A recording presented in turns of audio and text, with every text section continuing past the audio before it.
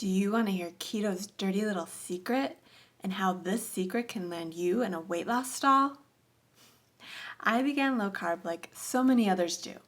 I tested out low carb plans for many years and too many times before it stuck.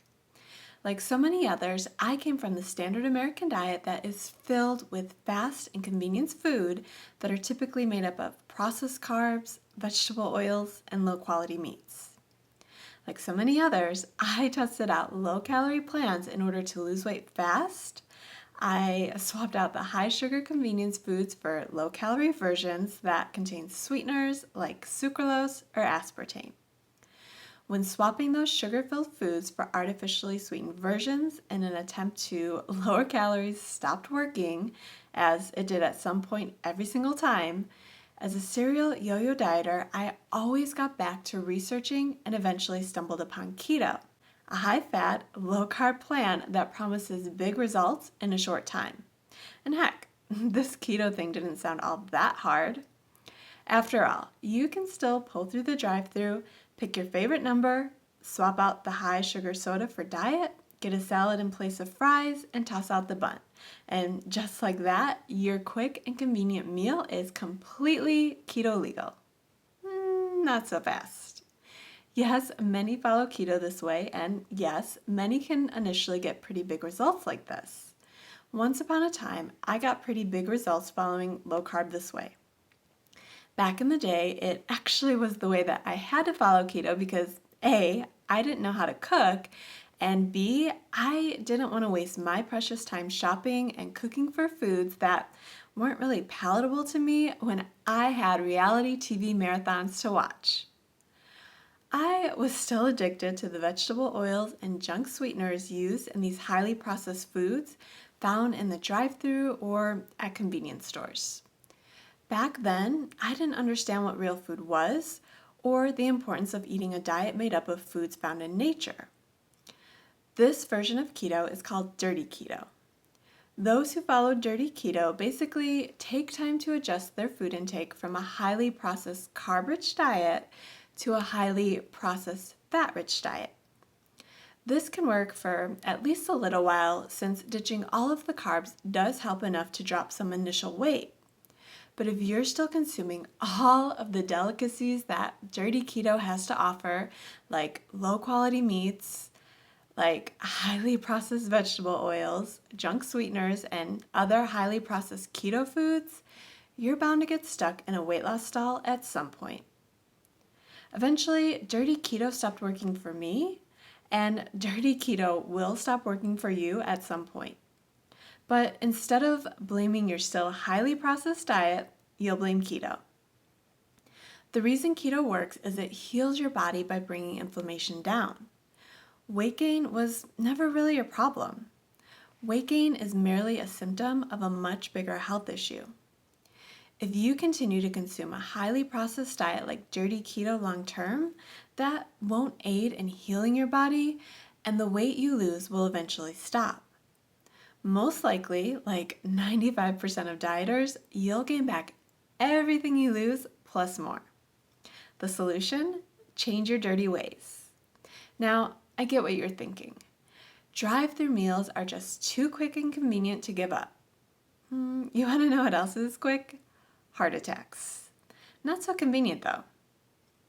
All of the inflammation from low-quality meats and highly processed foods from the drive-through just compounds inflammation.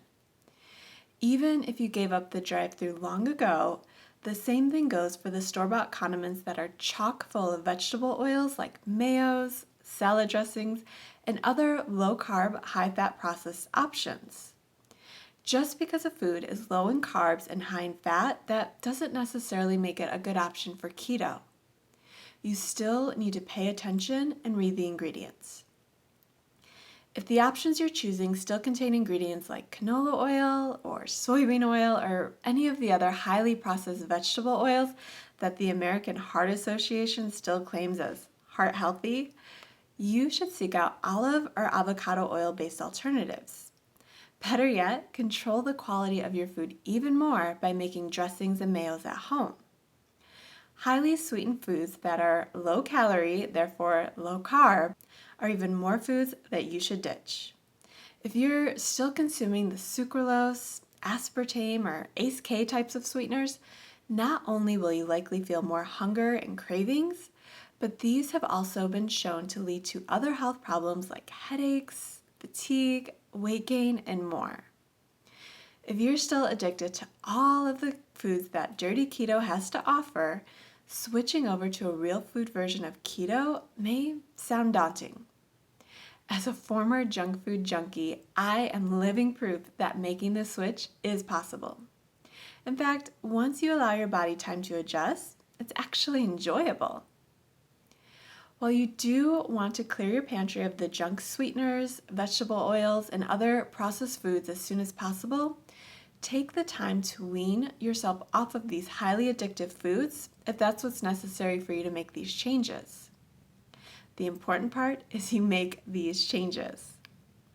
These are the same changes I made over the past few years, and this happens to be the first time I didn't gain back all of the weight I lost, plus more. My health has improved by leaps and bounds, so these changes are definitely worth making. If you really want to get started on keto the right way, but you're not sure where to start, you can get my free guide at eatingfatisthenewskinny.com/free guide. It walks you through the 5 biggest changes I made to lose 100 pounds, and there's strategies I still use to maintain that loss. Okay, so let's summarize. Keto's dirty little secret and how you can change your dirty ways. Number 1, if you continue to consume a highly processed diet like dirty keto long term, the healing your body requires won't occur and the weight you lose will eventually stop. Number 2, just because a food is low in carbs and high in fat, that doesn't necessarily make it a good option for keto. You still need to pay attention to the ingredients of the food you choose. Number 3, highly sweetened foods that are low calorie, therefore low carb, are even more foods you should avoid. Number 4, take the time you need to wean yourself off of these highly addictive foods if that's what it takes. The important part is that you make these changes even if it takes you time. Also, before we go, on this week's Chat the Fat, we hit on a few of the points I talked about today, plus even more habits that will land you in a weight loss stall.